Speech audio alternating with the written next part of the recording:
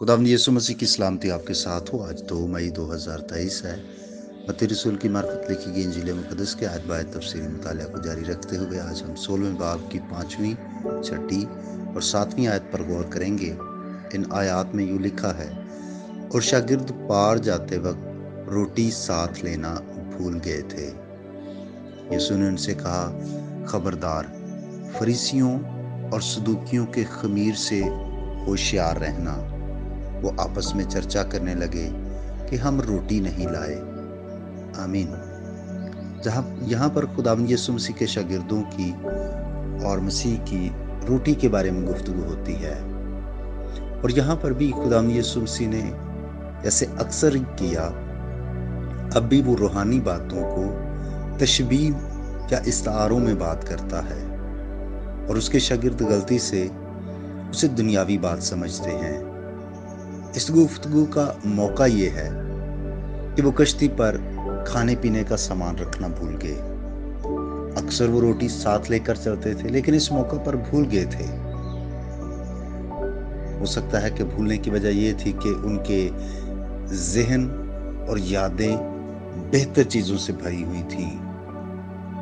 यीशु के शागिर्द अक्सर ऐसे ही होते हैं जिन्हें दुनिया की पेशबीनी नहीं आती।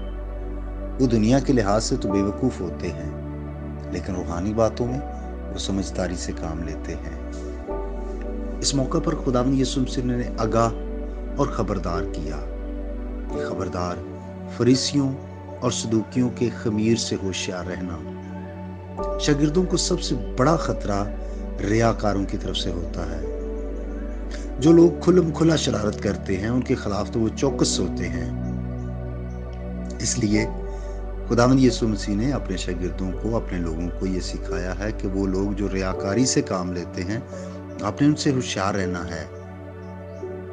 उनकी बनाए हुए असूल, उनकी बनाई हुई रस्में और उनकी तालीम जो उन्होंने खुद से बनाई हुई थी, खुदावंद यीशु मसीह उन सारी बातों को खमीर से तशबीह देते हैं कि वो जहाँ जाते हैं वहाँ पर वो ये खमीर फैलाते हैं, यानी वो असूल, वो रस्में, वो तालीम।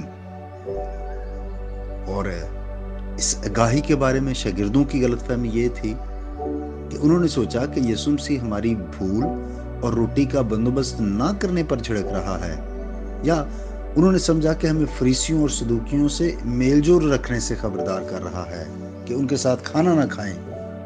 हालांकि खतरा उनकी रोटी में नहीं था, बल्कि उनके असूलों में था। और यीशु तो खुद उनके साथ बैठकर खाना खाया करता था। अजीज भाई और बहनों, हमें रूहानी बातों की ज्यादा फिक्र करनी है और रूहानी बातों के ख्याल में रहना है। खुदा आपको बरकत दे। आइए हम दुआ करें। अजलाल के बादशाह, यीशु मसीह के नाम से तेरी पाक हुजूरी में आकर झुककर तेरा शुक्र अदा करता हूँ, जिंदगी और जिंदगी की सारी नेमतों और बरकतों के लिए जो तू हर रोज हमें देता है। और ऐ खुदा, इस नई सुबह के लिए, आज के इस नए दिन के लिए भी तेरा शुक्रिया अदा करते हैं। और ऐ खुदा, मेरी दुआ है कि हम तेरी फरमाबरदारी में आज के इस दिन को बसर करें। हम कोई ऐसी सोच ना सोचें, कोई ऐसी बात ना करें, कोई ऐसा काम ना करें जो तेरी मर्जी के खिलाफ हो, बल्कि खुदा बाप तेरी हुजूरी का एहसास रखते हुए हम तेरी फरमाबरदारी में अपनी जिंदगियों को गुजारें।